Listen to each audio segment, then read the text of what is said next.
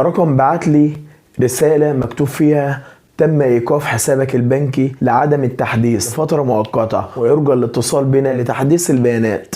طبعا انا شفت الرسالة وضحكت، لان كنت متأكد انهم نصابين، لا مكتوب بيانات ولا من رقم تبع بنك ولا اي حاجة، وحتى الكلام مش مكتوب صح. وكمان حصل موقف زي كده مع حد اعرفه، وفعلا الشخص ده اتاخد منه 8000 جنيه. بس حبيت اتأكد وارن على النصاب ده واتكلم معاه واشوف اخرته ايه. ورنيت ورد عليا واحد بيقول لي: ايوه مين؟ اقول له: انا وصلني رسالة من الرقم ده ان حدث بيانات حسابي وكده. قال لي: انت اخر مرة حدثت بياناتك امتى؟ قلت له: من فترة. وبعدها حسيت من كلامه ان لسه سنة اولى ابتدائي نصب. بصراحة دخلت في دخلة مش ولا بد. بيقول لي: حضرتك عندك حساب تبع البريد او البنك؟ اقول له: انتوا اي جهة؟ بيقول لي: البنك المركزي. بقول له: البنك المركزي؟ بيرن من رقم 012 ومش عارف انا عندي حساب ولا لا، وبيسألني.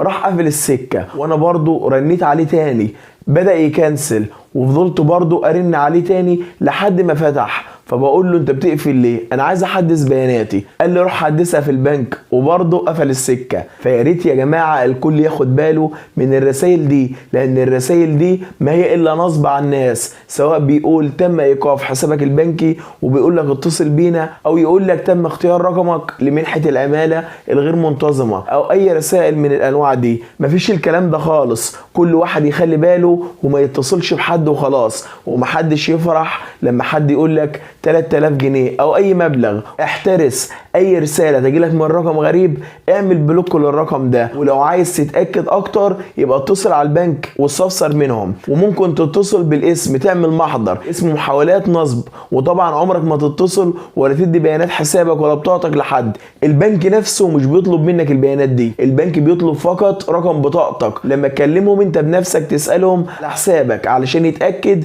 ان انت اللي بتكلمه. ارقام البنك الاهلي معروفة، رقم موحد. بنك مصر برضو كمان زيه، ومعظم البنوك. مفيش بنك هيتصل بيك من رقم موبايل كده ابدا. يا ريت كل واحد يخلي باله من حاجة زي كده، لان والله انا اعرف حد، في واحد رن عليه وقال له: الفيزا بتاعتك عايزة تتحدث، وطلب منه بعض البيانات وقال له تروح تعمل سحب ويدع مرة تاني في حسابك. وفعلا راح كده صاحبنا ده، وبرضو الشخص النصاب ده كلمه وقال له هيجيلك رسالة على التليفون، يا ريت تقول لي اللي مكتوب في الرسالة دي. وبالفعل النصاب خد الرقم اللي مكتوب في الرسالة وسحب المبلغ اللي موجود في الفيزا دي، وعمل بيه مشتريات من كذا مكان وتحويل رصيد وسحب فلوس. وصاحبنا ده بعد ما ادى للنصاب كل بياناته بيستعلم عن الرصيد الموجود في الحساب، لقيه اتسحب منه 8000 جنيه. وكمان النصاب ده كان لسه بيسحب، لولا ان الشخص ده دخل البريد وحكى اللي حصل لخدمة العملاء، ووقفوا الحساب قبل ما الفلوس كلها تتسحب. فيا ريت لو حد جاله رسالة زي كده من رقم مجهول لا يمس للبنك بصلة، يا ريت نتجاهله خالص. خلي بالنا.